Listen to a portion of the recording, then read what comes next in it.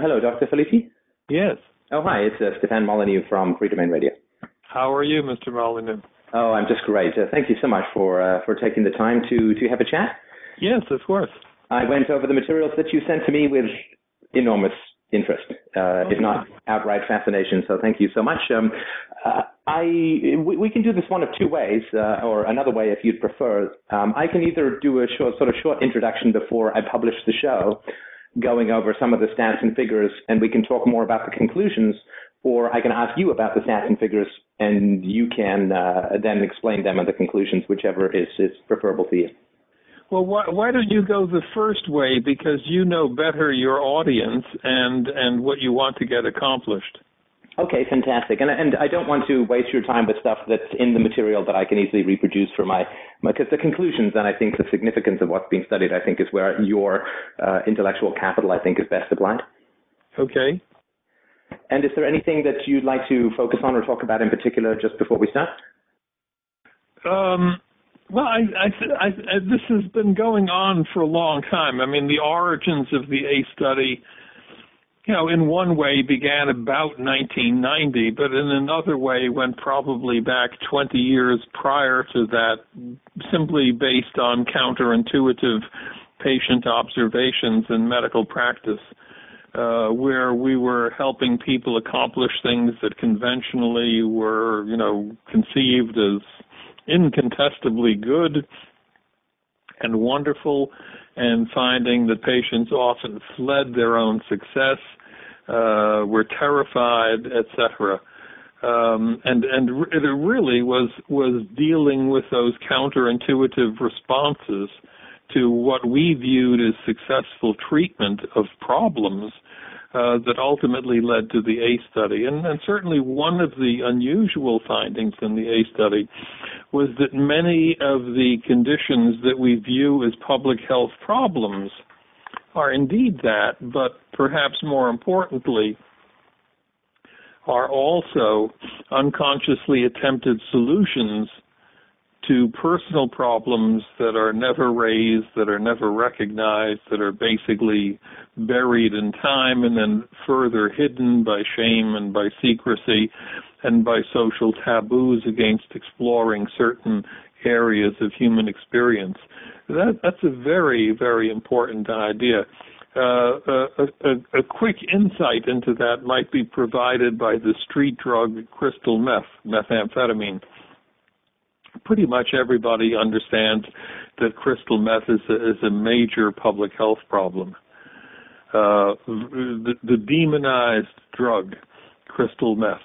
Virtually no one seems to remember, and this is really a very interesting insight, virtually no one seems to remember that the first prescription antidepressant introduced for sale in the United States in 1940 by Ciba Pharmaceuticals was methamphetamine. Right. Methamphetamine was the major prescription antidepressant in this country for the next 20 years until the advent of the tricyclic antidepressants. Right. I mean, one of the things that really leaps out at me in looking at your work and the work of others is the degree to which health dysfunction or addiction to negative things like smoking or alcoholism, illicit drug use, bad nutrition, overeating, high-level promiscuity, as you phrase it, the degree to which that can be, I think, quite accurately interpreted as a self-medication for psychological trauma. Is that an unfair way of putting it? Absolutely correct. Yes, that's a nice way of putting it. Yeah, because it really is, and I think there's a quote, I can't remember who it comes from, that you talk about in the article, it's hard to get enough of something that almost works.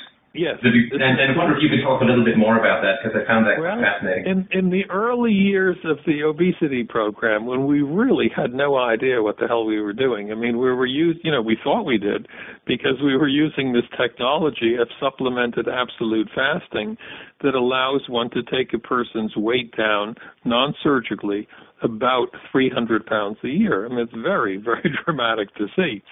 And, I mean, the impressive results perhaps understandably led us to believe that we must know what we're doing. I mean, my God, look at the results.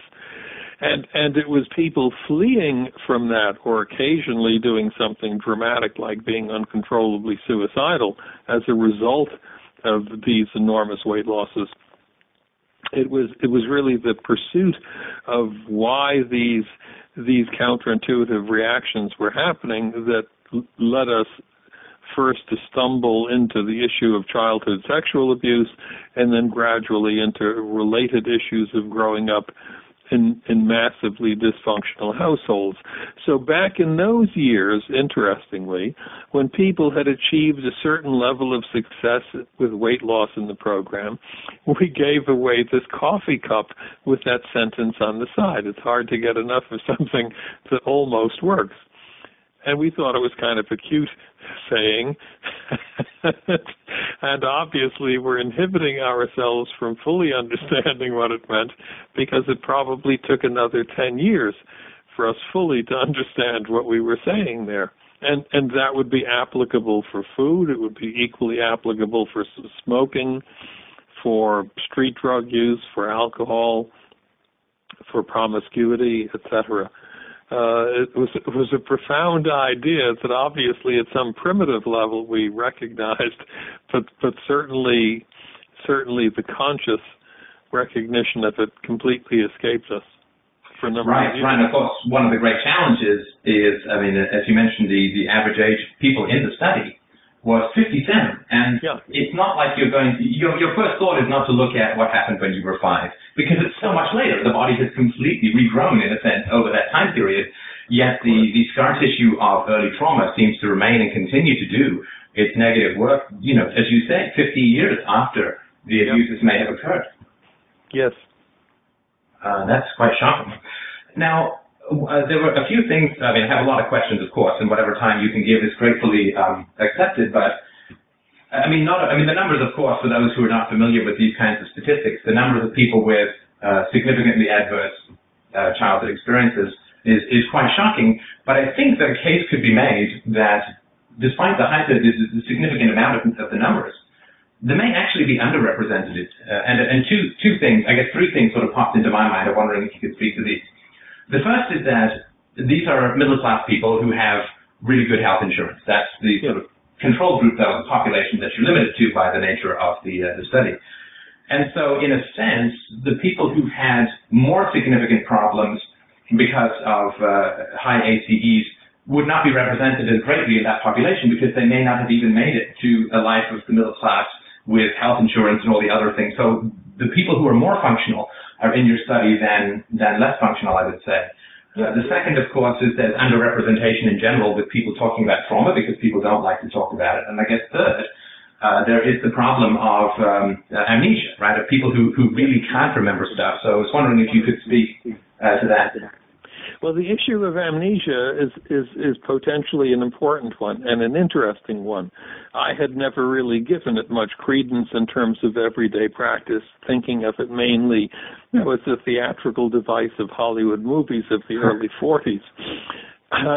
About 1985, I was talking with a woman in the weight program, and we were going through her life year by year. What'd you weigh when you were born, in kindergarten, 6th grade, etc. And if you can't remember, were you the fattest kid in class, the skinniest kid, ordinary size, so on. We get to age 23, and she tells me that at 23 she was raped, and in the year subsequent gained 105 pounds. Whereupon she looks down at the carpet and mutters out loud, "Overweight is overlooked, and that's the way I need to be." I didn't know how to respond, and I said nothing. We finished our conversation, and several weeks later, when she had lost 35 pounds, she abruptly disappears for 2.5 years, comes back, obviously having regained the weight. The interesting thing was she had no recollection of our conversation, and here I, 24 years later, remember the pattern on the carpet that she was looking at when she muttered that memorable statement. Right. So that prompted me to look into the issue of So the interesting thing is, 2.5 years later, she has no recollection of our conversation, and that prompts me to look into the issue of amnesia. And so we looked, I believe it was into 300 consecutive patients in the WAIT program. Lo and behold, 12% of them have no recollection of some period in their life, typically the few years right before weight gain began. I don't mean, an absolute amnesia, but I just don't remember anything from 10 to 13, doctor. I don't know why. It's just not there. That kind of thing. And that was a real surprise. And that, of course, supports the point that you're raising. Right. That the data probably are worse than what we're showing. Certainly no one would expect them to be better if you're looking at people living on the street or in prison or, from some destroyed culture or coming out of some war zone and so on. Right. Because, the majority of people have at least one negative ACE, and I think if you would expand that to a wider population than is available to you, it would probably be higher because you would be dipping further down the economic chain. And that's not to say it's an absolute correlation between family dysfunction and economic poverty, but I think the two would have some relationship for sure. You're raising a very important and interesting point, and it may not be universally applicable in the world because one notes that in other countries poverty is associated with starvation. Here it's associated with obesity.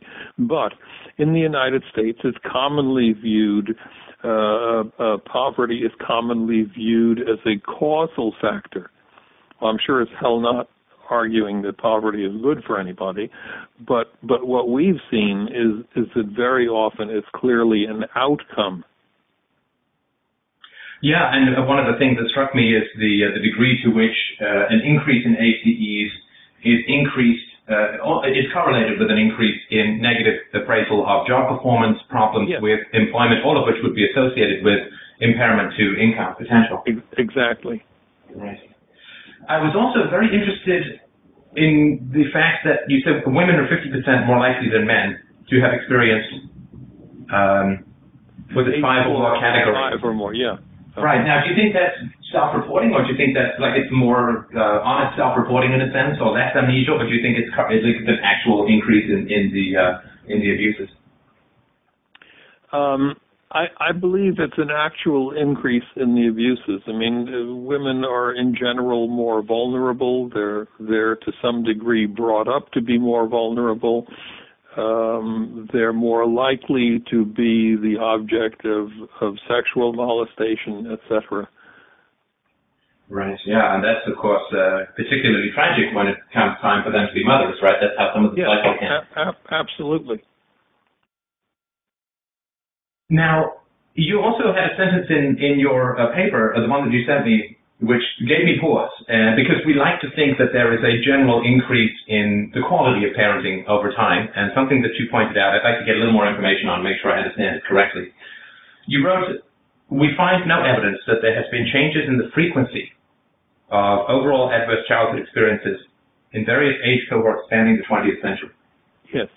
Now, to me, that sounds like it hasn't particularly improved the number of ACEs over the 20th century, but just wondering if you could speak a little bit more to that. Yeah, that's literally what we found. Now, to go back to your original point, we like to think that parenting has improved. I think that's true. I think if you were to compare current practices with the 14th century, they would be okay, I'll give you that, for sure. Okay, but change is obviously a lot slower than one would hope.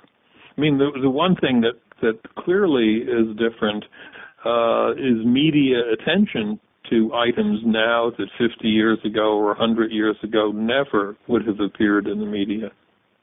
Well, yeah, I certainly would agree with that, although there tends to be a sensationalization of child abuse in the media where the most egregious cases are put forward, which in a sense, like looking at something on the other side of the sun, obscures the more common and destructive forms of childhood trauma that are revealed in your study, because people say, well, there's a terrible case where they locked a child in the cupboard for 14 years and so on. But I think what you're pointing out, which is enormously underreported in the media, and of course I'm trying to do my little bit through my show to change that, is that we really can't understand society unless we understand the effects of this kind of abuse. I mean, we hear, there's BPA in baby bottles or whatever, lead in children's toys, and that's harmful to children. But of course, that completely pales in prevalence and significance to the kind of stuff that you guys are detailing in these kinds of studies. Certainly so. Make a note. Write down the name Einar Helander. First name Einar, last name Helander. Einar Helander is an unusual man. He is a Swede, a cardiologist, who spent his life working with the World Health Organization, basically in some of the most ravaged countries of the world, studying the issue of child abuse. He has 2 books out. You can read about one of them on Amazon, or I think perhaps you could get other information just sticking his name in Google and seeing what's on the internet. He was for many years chief physician of the World Health Organization, and his writings on the subject of child abuse around the world are really extraordinary. See if I could snag him on the show. I'm really trying to get as many people, get this information to as many people as possible. Okay, he lives in Portugal, but he speaks quite good English. Maybe I'll go on site and visit him during the summer months. That could be very, very important. Okay, so there's something else. I mean, there's so much that's fascinating in this report. The reduction in healthcare costs. So what I got, and just correct me where I've gone astray if you don't mind, was that this was not formal counseling. This was not psychotherapy or psychiatry that was being applied to the people who were in this study, but there was some form of group work. I know that there was in the obesity program, but also I think in some of the other programs that you were working with, which had, to me, extraordinary reductions in things like doctor office visits and emergency room visits and even hospitalizations to a smaller degree. Could you tell me a little bit about the kind of group work or conversations that people had that did result in the alleviation of these? In the first place, I should say that most people had nothing done beyond talking about these experiences once in the course of a complete medical evaluation.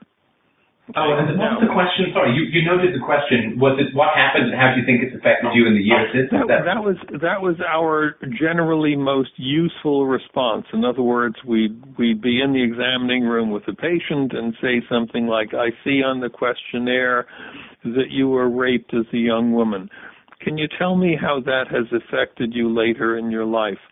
Or, so I see on the questionnaire that you were the one who discovered your father's body when he hanged himself. Tell me how that has affected you later in your life. The answers are really quite extraordinary and surprisingly concise. So basically that was the nature of the kind of conversation, and it would last, 2-3 minutes, etc. Only a very small number, a really small number of people were ever referred to psychiatry. Certainly a minority of people, a small minority of people, went into the weight program or into the smoking program where the group activity occurred for 2 hours every week for a minimum of 20 weeks. That was enormously important. And one of the things that we saw was the importance of simply providing people a support system, to be part of a group of a dozen or so individuals, men and women, with similar problems. Because most of them really had no functional support systems at home. That was, a surprise all the way around. So we did this simply because it seemed the right thing to do. And then an outside firm in the data mining business, about 2 or 3 years after we had radically changed our questionnaire, came along and hoping to use me as the vehicle for snaring Kaiser Permanente as a customer, did this big survey as a gift, a survey of over 2 years' work which involved for us, I mean, this was a very unusual high-volume setting, involved the comprehensive medical evaluation of somewhere over 120,000 individuals. To my absolute amazement, they come back with a report. They were using the interesting technique of neural net analysis, a rather sophisticated data mining approach. They come back with the information that there's a 35% drop in doctor office visits over the subsequent year, and a smaller drop in ER and an even smaller in hospitalization. Now, the next piece of that was that 2 years later, everything reverted back to the prior baseline.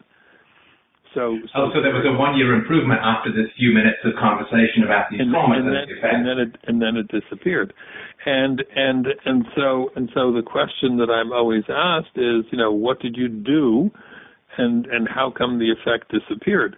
Well, what we did was simply talk about things overwhelmingly for the first time.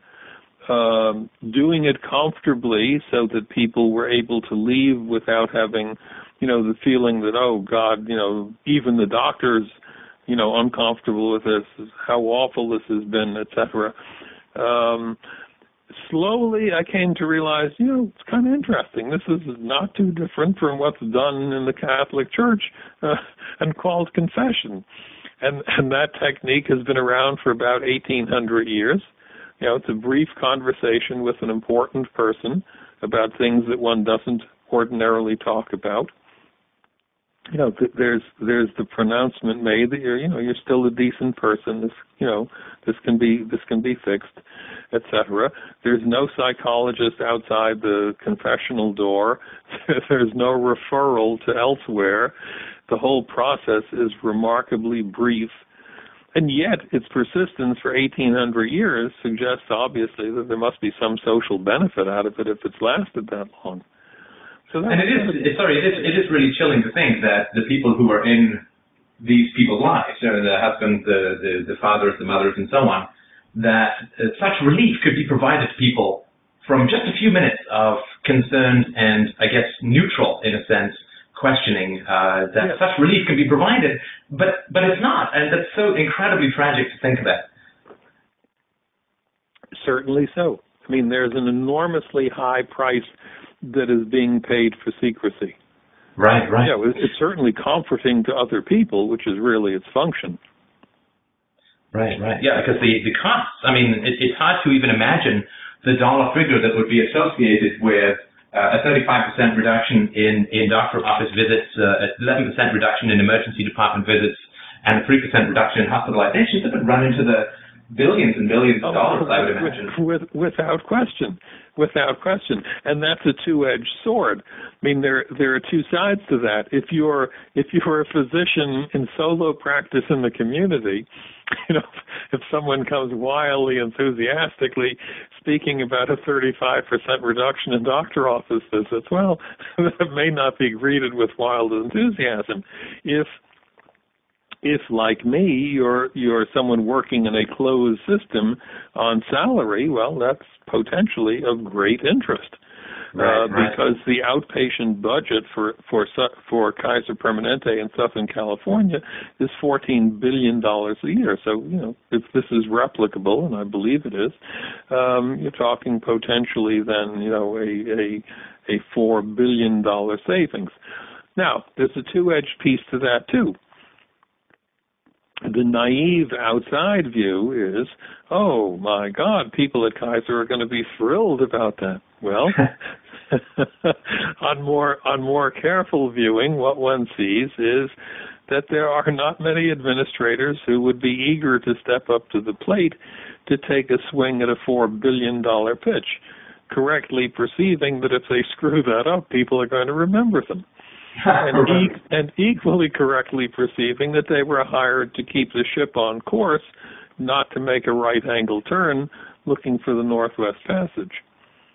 So there are counterintuitive aspects to all of this, often in the most unexpected places. Right. Then additionally,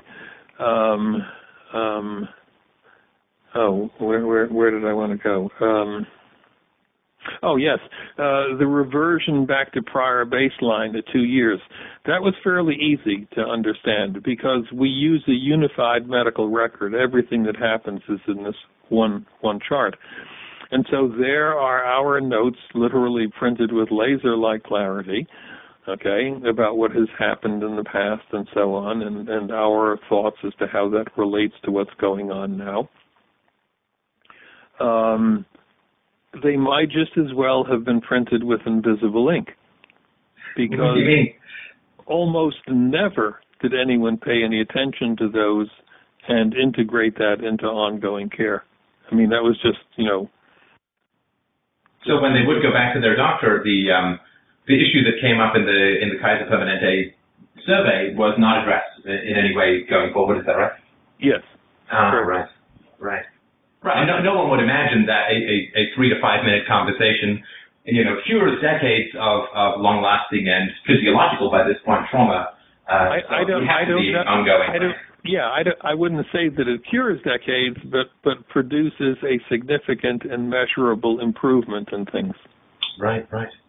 Yeah, it would be interesting, too, if there was a way of subdividing those who went into, say, personal therapy or psychotherapy as a result of this conversation. But, of course, I'm sure that would be very hard data to get. But it would be interesting to see whether the effects turned out to be more permanent or even increased over time. Without question.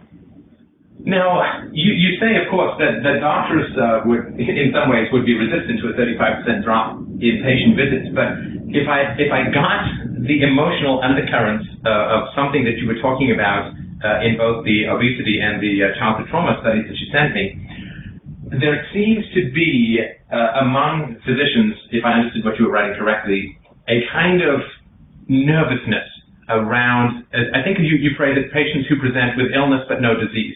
People who have problems, physiological problems that are to them very real, with no physiological basis. And I would imagine that if doctors didn't have to deal with that, which must be enormously stressful and time-consuming and difficult, that they may actually prefer to have patients not come in with stuff that can't be cured by medicine but needs a different kind of approach.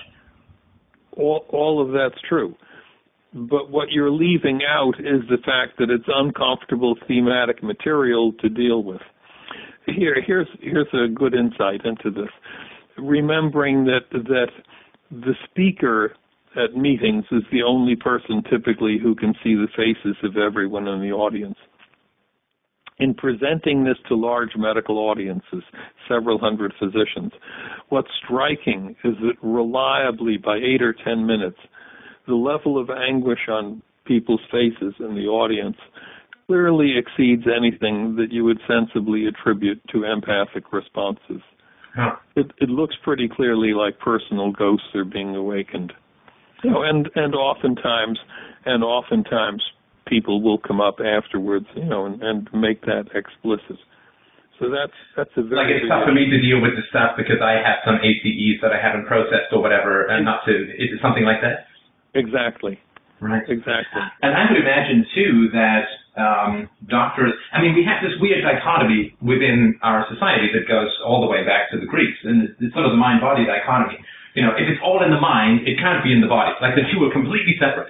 Or if it's in the body, it has no origins within the mind, without looking at them as a sort of ecosystem. And I think that the brain studies that are being done now, and I've been speaking with a bunch of people who've been doing this work recently, the degree to which the brain is formed through early experiences so that it becomes a different brain than it would have otherwise, that the mind and the brain and the body are very much an ecosystem that very often self-reinforces these kinds of traumas. I think doctors would have a hard time, saying to patients, it's all in your head, but it's not all in your head, which is kind of an ambivalent or complex thing to say, if that makes any sense. You can't really make the split. Here are a couple of common examples that everyone is familiar with but never really thinks about the implications of them. Getting cold hands under nervous tension. Okay? That's due to the selective spasm of arteries carrying blood into the skin of one's hands. Same thing with feet, getting cold feet, the expression. Turning pale with fright. Same idea, selective spasm of the facial artery or blushing, which is selective dilation of the facial artery. So something is happening emotionally in your brain that is causing this rather gross physical manifestation, the physiology of which is well understood, making it clear of the inseparable relationship of what's going on in your mind and what's going on in your body. Right. And of course, if there were some toxic substance out there in the world that, with a significant portion of people resulted in a 20-year reduction in lifespan, a 45 or 48% increased chance of contracting cancer and so on, I mean, the media would go completely insane about that. And there would be people dragged in front of Congress and so on. But when the toxic elements, so to speak, within a child's life is caregivers, people seem to kind of draw up short before that reality and get very uncomfortable. Yes. Well, a related example would be child obesity. I don't see children, but I'm impressed that in seeing adults, with obese adults, the single most important question is, how old were you when you first began putting on weight? And most people, not understanding the profundity of that, have no particular problem answering it honestly. The follow-up question is, why do you think it was then? Why not 3 years earlier, 5 years later? Why then? And some people will know and others will not want to know, but that's really the most important starting point. And the coincidence of that age with parental loss, typically through divorce, is really striking. And I have never seen anything about that in the literature. I would guess that it's because so many of us have been divorced that it's really an uncomfortable subject that we'd rather distance ourselves from. Right. And I mean, that's a good segue. If you have a little bit more time, I would love it if you would talk a little bit about the obesity studies. I'll put some details out before the show about the ACE studies, but if you could talk a little bit about, or a lot about, if you like, the obesity studies, which I found also extremely fascinating because it's not something that is intuitive. And of course, that's where I think the most original and creative thinking goes on, which is the stuff that is counterfactual or counterperceptual in a way, but it's really striking the correlations that you found between ACEs and particular kinds of ACEs in particular and obesity. As you say, there is no baby that's born fat. The only thing that's determined genetically is where the fat is going to sit on your bones, so to speak. Exactly. Yeah. Well, the obesity program, which is a big program here, the obesity program really was the origin of the ACE study. In a very real way, the ACE study was set up to determine whether the things that we were finding in our obese patients were represented in the general population, and if so, what sort of long-term consequences did they have?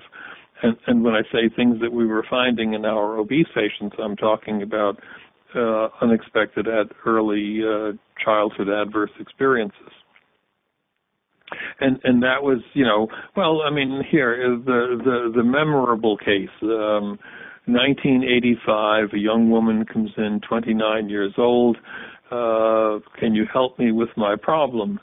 Our first mistake was in accepting her definition of what the problem was. She weighed 408 pounds, and so we bit into that, and we said yes.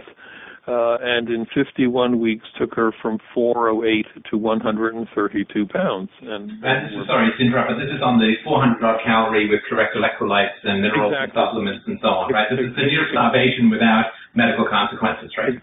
Exactly. Right. And so we, of course, assume, my God, this is really terrific that we can do this, et cetera. So she stays at that weight for several weeks.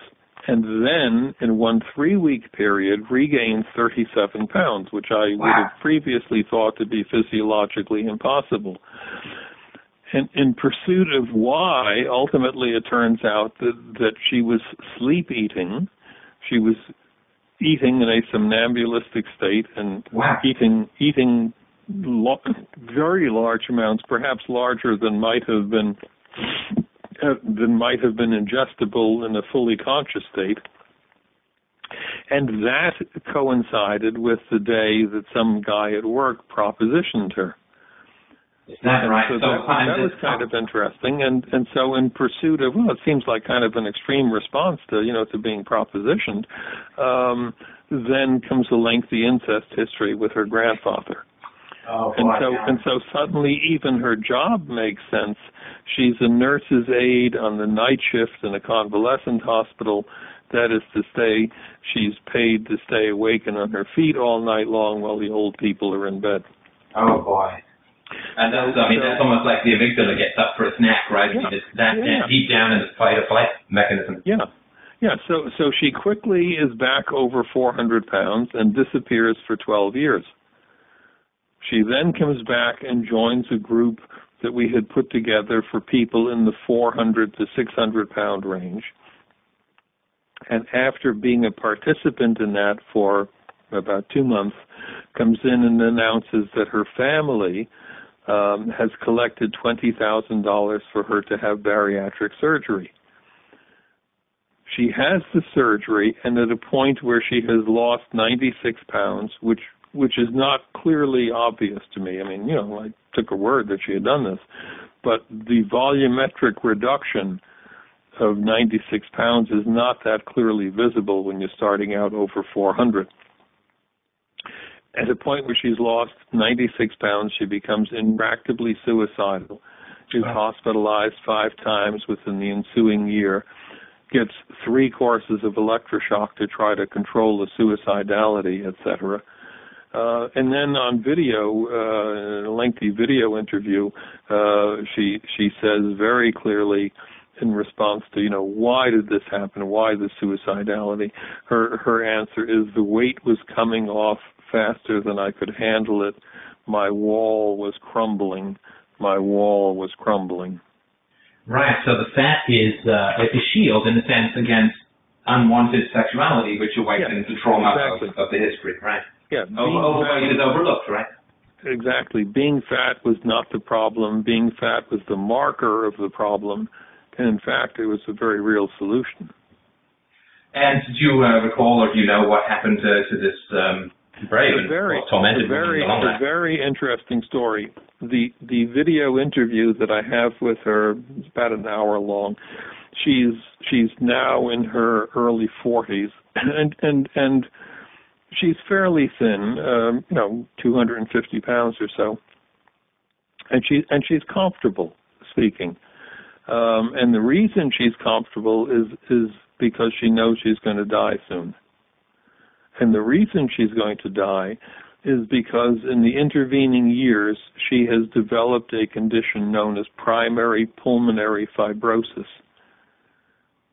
If one went back 10 years, primary pulmonary fibrosis would have been a rock-solid example of a strictly organic, biomedical, structural disease. Right. Okay? It has no known cause. It's not related to smoking or, air contamination and so forth. No one knows why. In the past few years, however, it's become clear that at least some significant minority of primary pulmonary fibrosis is associated with major chronic emotional stress. And guys like Bruce Perry and Bruce McEwen have written extensively about this, that with major unrelieved chronic stress, one develops high levels of circulating cortisone.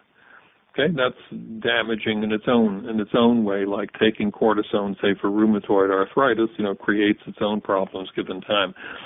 But furthermore, when one is well into this process, in a number of instances, there occurs the release of pro-inflammatory chemicals known as pro-inflammatory cytokines, cyto, cell, kine,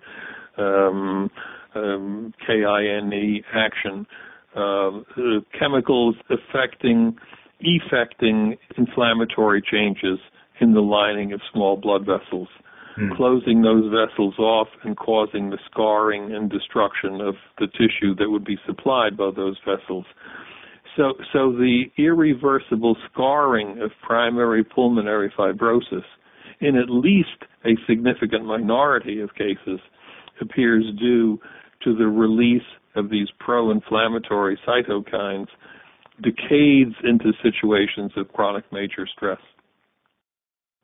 And cortisol, I believe, has also been implicated by some researchers at McGill as being one of the reasons why those with significant histories of child abuse have a much higher rate of contracting cancer, because the cortisol interferes with the ability of the body to detect and destroy the cancerous cells. And I'm speaking as a complete amateur way out on a limb, but that's what I understood from the study. No, correct.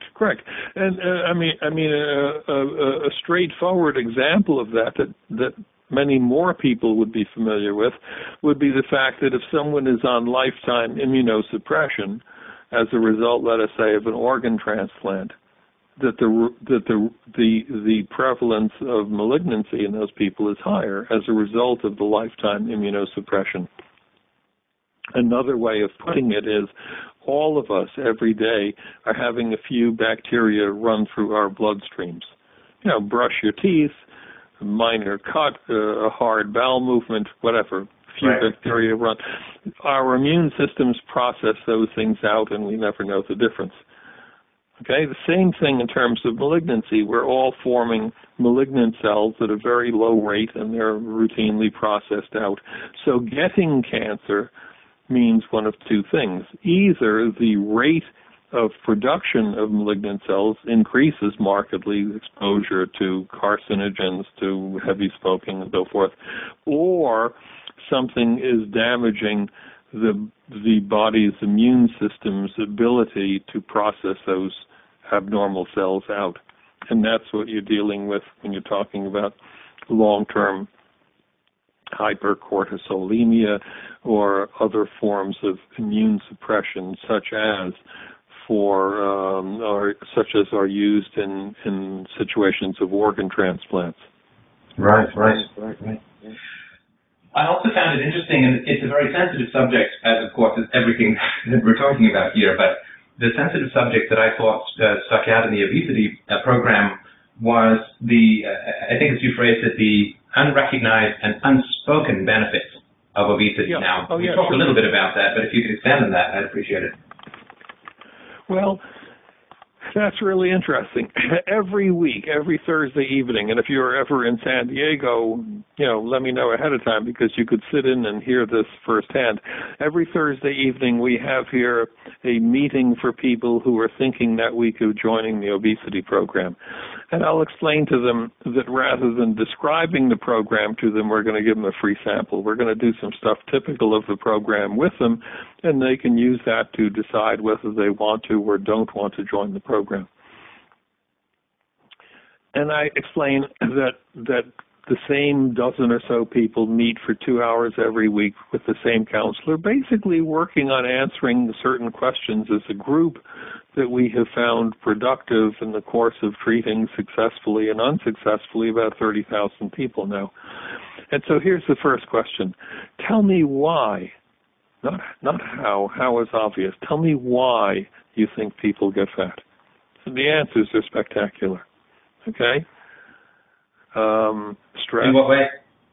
Well, stress, depression, people leave you alone, men won't bother you. Okay? I think, what the hell? I mean, don't you read the magazines from the supermarket? That your metabolism is ruined? Right. People don't say genetics. People don't say because processed food or corn sugar or whatever. They do, but maybe every 3 weeks. Okay?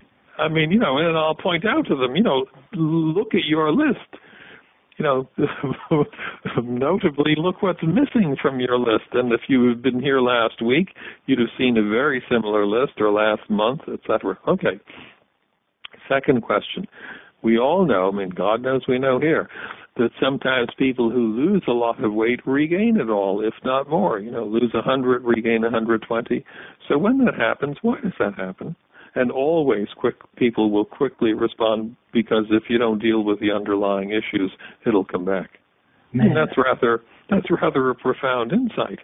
And I'm sorry to interrupt you, and I do want you to continue, but it just repeatedly has struck me in reading this and in other material that I've read, how incredibly close we are to the truth in life at all times. It just takes one intelligent, sympathetic question for it all to come out. It's not like digging for gold in the Arctic. It's like it's right there when you just ask one question. Yes, certainly so. And it's really hidden in many of our everyday phrases, and I'll come to that in a moment. So always that answer comes up. If you don't deal with the underlying issues, it'll come back. Maybe 60% of the time someone will propose it comes back because major weight loss is threatening. Usually to the person losing the weight, but sometimes to people close to them. The third question, tell me the advantages of being fat. Okay? An ugly question. Not being heavy, not being overweight, of being fat. Always the answers will break into three categories. It is sexually protective. That's fairly easy to understand. It's physically protective. Think of the expression throwing your weight around. I remember. You mean as a kind of intimidation factor, or? Sure. Right. Yeah, I remember years ago we had two men in the program that lost between 100 and 150 pounds apiece. They were guards at the state penitentiary. They made no bones about it. They did not feel comfortable going into work regular size. They felt a lot safer going in looking as big as a refrigerator. Right. And the third category is that it's socially protective. People will expect less of you. And in what way? In what way does that show up? I was a little confused by that. Okay. Let's say you're a middle-aged, unmarried woman, and you have married friends. To whom will you be more acceptable to those married friends, slender or obese? All right, and it would also pressure you, in a sense, less to get married or do things that you may be averse to if they want to introduce you to others and so on. Sure, all of that. In terms of, social expectations, I really can't go. I can't go, it's just too hard for me to walk up the stairs to get there. People expect less of you at work. It may be unfair, but you show up weighing 400 pounds, people will unconsciously attribute, you must be kind of dumb or slow or ineffective or unreliable, etc. So in all sorts of ways, people's social expectations are reduced. You may be somebody who's not looking to have expectations reduced, but there are a lot of such people in the world. And sorry to interrupt, but it also just struck me that if it seems to be the case with a significant number of obese, particularly women, if some sort of sexual molestation or exploitation is buried in the past, as it is, in a sense, under the flesh, the weight loss may, like a tide coming out to reveal a body in the sand, the weight loss may trigger memories or problems, and so in a sense, the family doesn't want the weight loss to occur, again, at a very unconscious level, because of the crimes that may be revealed in the past. All of that's true. Yeah, so should you ever be in San Diego on a Thursday, let me know ahead of time, and you might be interested in sitting in and hearing this firsthand. I certainly would be. Thank you. It's quite extraordinary. Right. The truth is right there. Everybody has the answers right there. You just have to ask the question. And most people, of course, will go through their whole lives surrounded by people who, love and claim to and all this, without asking those basic questions that can be so enormously liberating. And I think the absence of those questions is felt almost every day by people in this kind of distress. Oh, sure. And think how, at some level, we have some awareness of these things built into various phrases, throwing your weight around. The expression, a fucked up kid. Everybody knows what that means. It's an uncouth expression, Sure. Nice people don't talk about that, etc. So it's a way of comfortably distancing oneself from something that you do understand at some level. Right. Or comfort food. That it provides. The other advantage is self-medication, right? The anxiety avoidance of simply drugging yourself with carbs and sugars and so on. Absolutely. Right. And some of this has been well depicted in motion pictures. There was some years ago the movie Home for the Holidays, with a guy named John Candy, who is a quite obese movie actor who subsequently died of the complications of obesity. Home for the Holidays was the depiction of a family get-together for Thanksgiving. And it was, although it was advertised as a comedy, I mean, this was this was a lethally serious movie, showing the family coming together. And there's a couple who have withdrawn into an alcoholic stupor. Uncle Joe has withdrawn behind a cloud of cigar smoke. Two other people are eating themselves into oblivion, etc. Right, right. So part of the reason why so much eating goes on at the holidays is not out of joy, but it's out of anguish at the disparity between what's hoped for and what is often delivered. Right. Now, you also mentioned the psychoactive properties of food, which is not something I know much about, but it's very interesting because if it is a form of self-medication, you would expect it to have, like drugs and nicotine and I guess caffeine as well, psychoactive properties. What are those properties that food possesses? Well, think about it for a moment, buried in the expression, sit down, have something to eat, you'll feel better. For many people, it's an effective, certainly easily available way of reducing anxiety, reducing anger, and assuaging depression. And those same properties are held by nicotine. Yeah, and seems to be some theories that nicotine actually replaces some brain connectors that may have been inhibited during childhood trauma, that it is a very precise form of self-medication. Yeah. There are two broad categories of neural receptors in the central nervous system. One is the category of nicotinic receptors, and the other is the category of muscarinic receptors.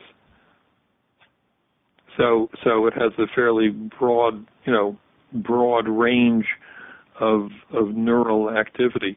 On the more simple level, you think back to the peace pipe of American Indians. I mean, they weren't burning oak leaves or moss right. in there. They were selectively burning nicotine leaves. Right, and if it gives you a relief in a sense from the symptoms of childhood trauma, then the withdrawal is not just biochemical, or I guess it is, but it also uncovers, again, like the surf pulling back to reveal the body in the sand, it uncovers some of the prior traumas as well. Sure. And now, and so one commonly used substitute is food. Right. And so many people stop smoking only to put on weight. Right. Now, I was also fascinated to see every single diet pill save one has a potent, prior to a recent one, had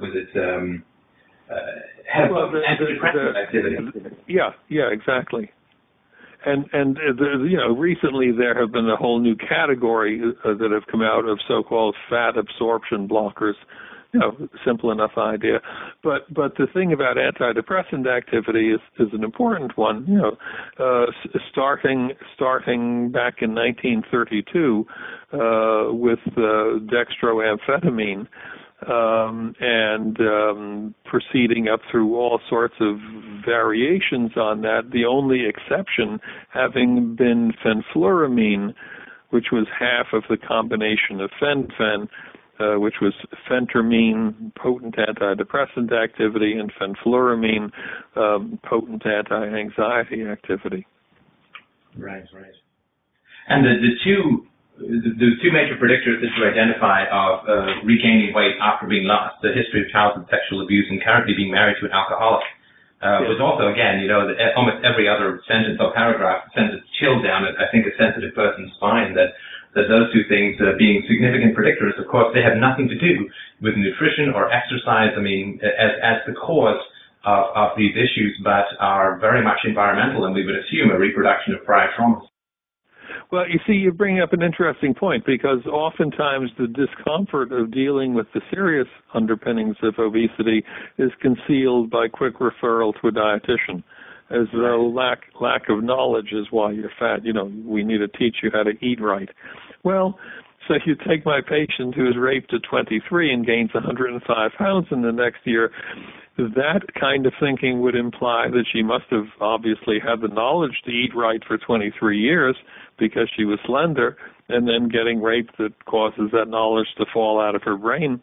Right. Or she said, I like food, is why I eat. But, of course, did her food relationship change so substantially at the time of the rape? Well, of course not, right? Yeah. Right. Right. Now, curing type 2 diabetes, this blows my mind a little bit. This is something else to share. That's certainly interesting. Very few physicians are aware of that. Most would not waste time stopping to think about it, even if they believed it possible, because they'd say, well, yeah, sure. I mean, how the hell are you going to get 100 pounds off somebody? But in fact, that was our finding. I believe we had a sample of 320 consecutive type 2 diabetics that we studied. And lo and behold, at the end of the program, average weight loss was 62 pounds. At the end of the program, it was either 71 or 74% of them were no longer diagnosably diabetic. I don't mean they were better controlled or anything. I mean they were no longer diagnosably diabetic. Right, and the idea that type 2 is even like controllable in a sense, but in a sense it can be eliminated through the diet programs that you run, which rely heavily upon an examination of the psychological or historical causes behind food itself, medication for trauma. I mean, that really is, it's a very long link, but it seems that the data completely supports it. Yeah. And I really do appreciate your time. I really wanted to end up with this statement, Michael Valente, you quoted him, but he said, patients see doctors because of anxiety, while doctors see patients because of disease.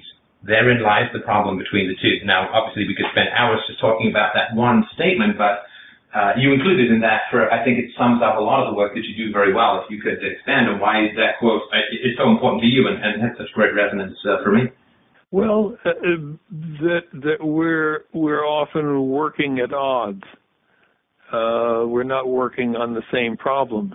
You know, that what's perceived as a problem to a physician may be perceived as a solution by the patient.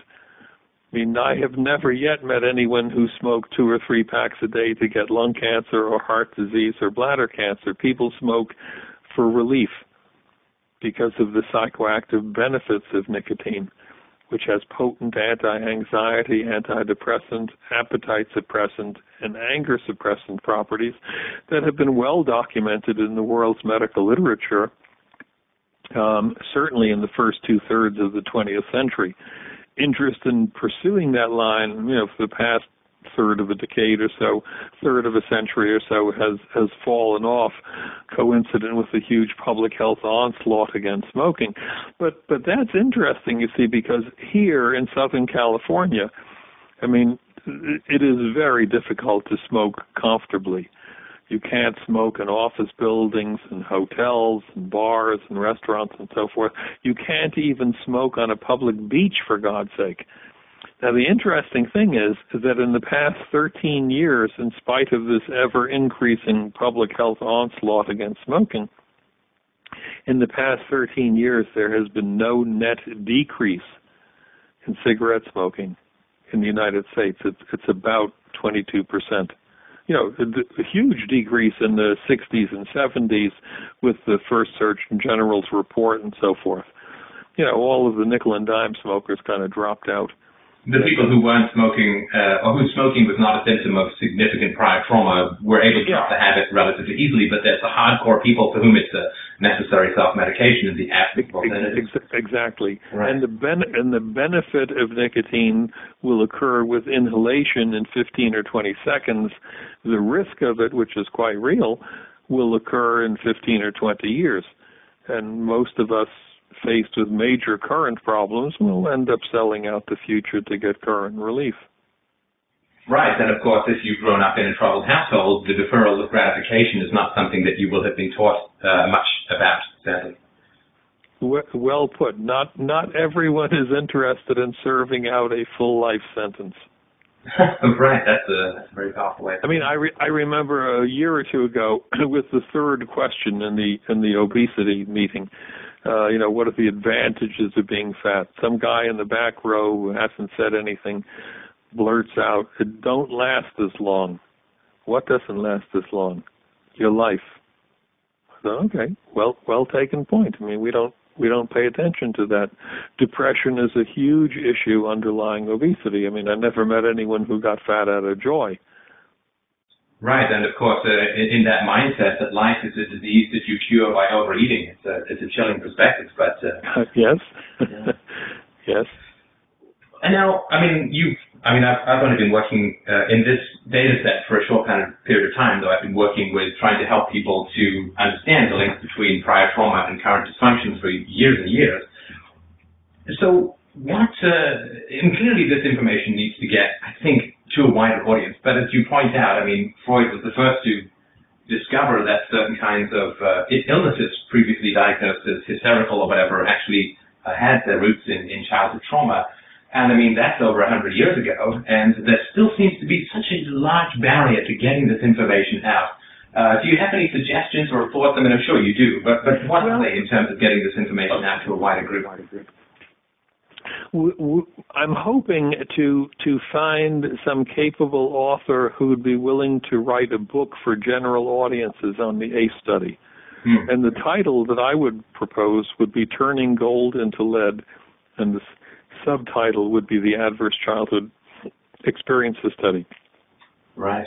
No, that's good. In terms of trying to do something that would be usefully preventive, and we've thought a lot about this, my belief is that the most usefully preventive thing that I can conceive of would be to figure out how to improve parenting skills across the country, understanding full well that there are going to be people who are going to murder or otherwise destroy their children, and we really don't know how to pre-identify those.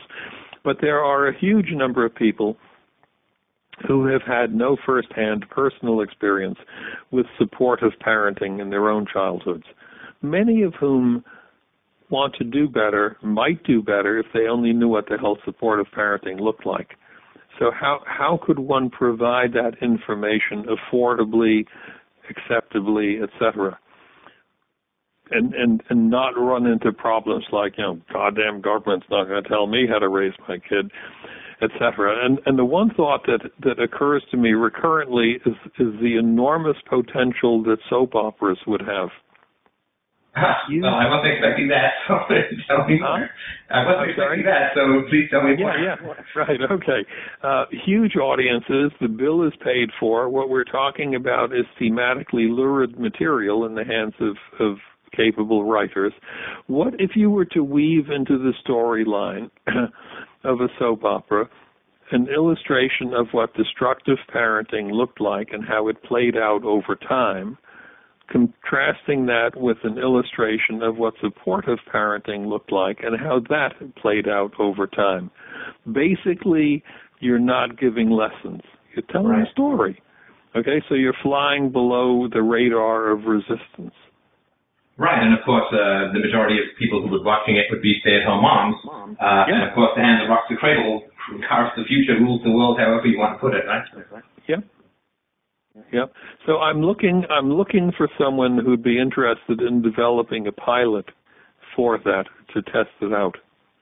Wow, well, I'll certainly, when you think of the enormous influence that programs have had for children, Sesame Street, Mr. Rogers, Captain Kangaroo, and so forth, I'm talking about the same concept, but for adults.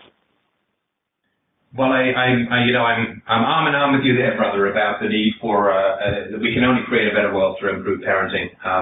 What we can do after the fact, after the brain has developed and been carved into the particular channels that it has, it's such a resource-intensive program that in this, a pound of prevention is worth 4 tons of cure. And so I completely agree with you that the improvement of parenting is the most pressing problem, especially as you say that the number of ACEs has not diminished in any appreciable way for 100 years. And if you look at the progress that we've had in the dark arts of war and weaponry compared to the lack of progress in the sunnier arts of parenting, we really are fighting a pretty intense race. Yes, I mean, in that same period of time, electricity has appeared on the scene. Yeah, we've gone to the moon and back, and we can't do the same thing with, reaching our children's hearts, so to speak, in a consistent way. Yeah. Nice. All right. Let me give you a name of someone you might be interested in talking with someday. A Canadian, a psychologist out in British Columbia, I believe at the University of British Columbia, a guy named Bruce Alexander. All right. And he, the point of talking with him would be about the so-called rat park experiments. All right. I was always troubled, for instance, in thinking about addiction, about these studies where you have some rats in a cage and you give them a drink of water versus a drink of water with heroin in it, and they prefer the water with heroin. Okay? Implying that there was something intrinsically addictive about the heroin and so on. So he has the dazzling concept that maybe a rat in a cage, even though it's a clean cage in a warm room, with 3 square meals a day, is not in a peaceful setting. And this is a highly stressed animal, and that makes the difference. So what he does is he sets up a so-called rat park, an outdoor scene, caged, outdoor scene fenced and so forth, with dirt and rocks and bushes and trash and so forth, a nice, homey place for a rat. And interestingly, when the rats are given the choice there between water or water plus heroin, there's no selective choice of the water plus heroin. So if you're ever thinking about addiction, he's an interesting guy to keep in mind. Absolutely, yeah. I mean, this goes all the way back to Stefan Molyneux and the Human Zoo from the 1970s, where he talked about modern cities and perhaps even modern families as being as sort of natural to our nature as a zoo is to an animal, and that zoos create dysfunction, particularly sexual dysfunction, in animals, and that also may be the case with us in these stressful environments that so many of us grow up in and live in. Yes. Do me a favor. If you have your radio program posted on the internet, or if you can make a CD of how you're going to use this, I'd be interested in listening to it or getting a copy or what have you. Oh, absolutely. I will send you a link to I usually publish with video and with audio. I will send you a link to both, and I really do appreciate it. I mean, I think the work that you are doing and your colleagues are doing with this ACE material is incredibly important. I mean, there is a lot of significant theorizing that's been starting over the last 10 or 20 years. And I spoke recently with Stuart Shanker from York University, Alison Gopnik, to really try and publicize as much as possible the degree to which lives can be dominated by early trauma. It's really, I think, impossible to understand conflict and criminality and aggression and abuse and suicidality without looking into these dark and invisible roots, the chambers of the soul that we never see, which is the early childhood experiences. And the more that we can unearth these bones, so to speak, I think the far better. I can't believe that, parents don't want to do this fundamentally. They don't go through the stress and the struggle of the pregnancy and childbirth and child raising and getting up at night. They don't do that fundamentally in order to torture their children. That would be to have a view of human nature that would be diabolical. But I think you're right. It's in the absence of positive role models. And most people know, like if you ask them what good parenting is, they would say the right things. But there's such a gulf between theory and practice and how people live that the more we can get people to understand what they're doing to their children, if they allow the children to be exposed to trauma, what they're doing to the world as a whole, I really do believe that people will change. But I think it's just not clear yet. Children are conceived to be or believed to be incredibly resilient, and it really doesn't seem to be the case. However well-functioning they may appear, as adults, the resilience is just not there at the neurological level. Certainly so. A woman named Emmy Werner is a big publisher on resiliency, and one of the things that I remember most from one of her books is the comment that amongst a group of people that they had considered to be highly resilient, in other words, were doing well, by conventional standards in spite of disastrous histories, they were shocked and surprised to find how much organic disease was present in that group. Right. Right. I mean, and you can see this even as we talked about at the beginning of this conversation with the Kaiser study members who are, able to afford really good health insurance, whose language skills are great, who can ask and answer questions easily, and they still have a very high prevalence of these kinds of problems, which have the objective health consequences. So it's really chilling to think just how much worse it is further down the economic ladder. All right. Well, thank you again so much. I really do appreciate your time. I will send you a copy of this, and I will also ask if anybody's interested in helping you out with your various projects.